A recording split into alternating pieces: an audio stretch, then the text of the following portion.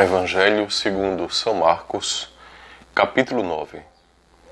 E dizia-lhes: Em verdade vos digo, dos que aqui se acham, alguns há que não experimentarão a morte, enquanto não virem chegar o reino de Deus com poder. 6 dias depois, Jesus tomou consigo a Pedro, Tiago e João, e conduziu-os a sós ao alto monte, e transfigurou-se diante deles. Suas vestes tornaram-se resplandecentes e de uma brancura tal que nenhum lavadeiro sobre a terra as pode fazer assim tão brancas. Apareceram-lhes Elias e Moisés e falavam com Jesus. Pedro tomou a palavra: Mestre, é bom para nós estarmos aqui. Faremos 3 tendas, uma para ti, outra para Moisés e outra para Elias. Com efeito, não sabia o que falava, porque estavam sobremaneira atemorizados. Formou-se então uma nuvem que os encobriu com a sua sombra, e da nuvem veio uma voz: Este é o meu filho muito amado, ouvi-o. E olhando eles logo em derredor, já não viram ninguém, senão só Jesus com eles. Ao descerem do monte, proibiu-lhe Jesus que contasse a quem quer que fosse o que tinham visto, até que o Filho do Homem houvesse ressurgido dos mortos. E guardaram esta recomendação consigo, perguntando entre si o que significaria ser ressuscitado dentre os mortos. Depois lhe perguntaram: Por que dizem os fariseus e os escribas que primeiro deve voltar Elias? Respondeu-lhes: Elias deve voltar primeiro e restabelecer tudo em ordem. Como então está escrito acerca do Filho do Homem, que deve padecer muito e ser desprezado. Mas digo-vos que também Elias já voltou e fizeram-lhe sofrer tudo quanto quiseram, como está escrito dele. Depois, aproximando-se dos discípulos, viu ao redor deles grande multidão e os escribas a discutir com eles. Todo aquele povo, vendo de surpresa Jesus, acorreu a ele para saudá-lo. Ele lhes perguntou: Que estáis discutindo com eles? Respondeu o homem dentre a multidão: Mestre, eu te trouxe meu filho, que tem um espírito mudo. Este, onde quer que o apanhe, lança-o por terra, e ele espuma. Range os dentes e fica endurecido. Roguei a teus discípulos que o expelissem, mas não o puderam. Respondeu-lhe Jesus: Ó geração incrédula, até quando estarei convosco? Até quando vos hei de aturar? Trazei-mo a mim. Eles lhe o trouxeram. Assim que o menino avistou Jesus, o espírito o agitou fortemente, caiu por terra e revolvia-se espumando. Jesus perguntou ao pai: Há quanto tempo lhe acontece isto? Desde a infância, respondeu-lhe. E o tem lançado muitas vezes ao fogo e à água para o matar. Se tu, porém, podes alguma coisa, ajuda-nos. Compadece-te de nós. Disse-lhe Jesus: Se podes alguma coisa, tudo é possível ao que crê.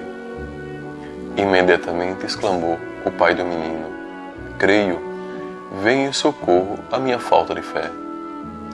Vendo Jesus que o povo fluía, intimou o espírito imundo e disse-lhe: Espírito mudo e surdo, eu te ordeno, sai deste menino e não tornes a entrar nele.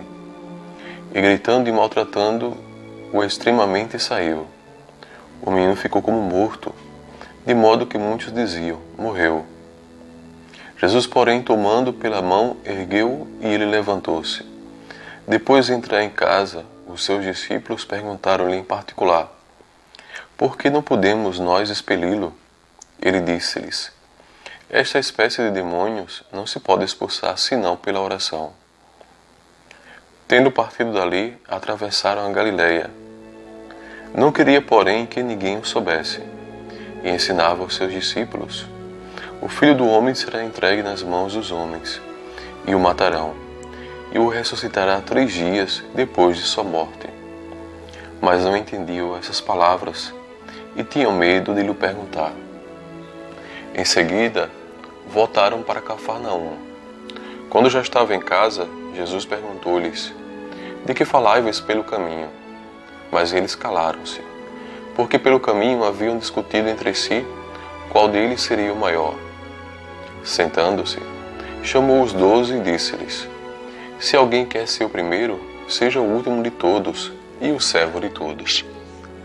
E tomando o menino, colocou-o no meio deles, abraçou-o e disse-lhes: Todo que recebe um destes meninos em meu nome, a mim é que recebe.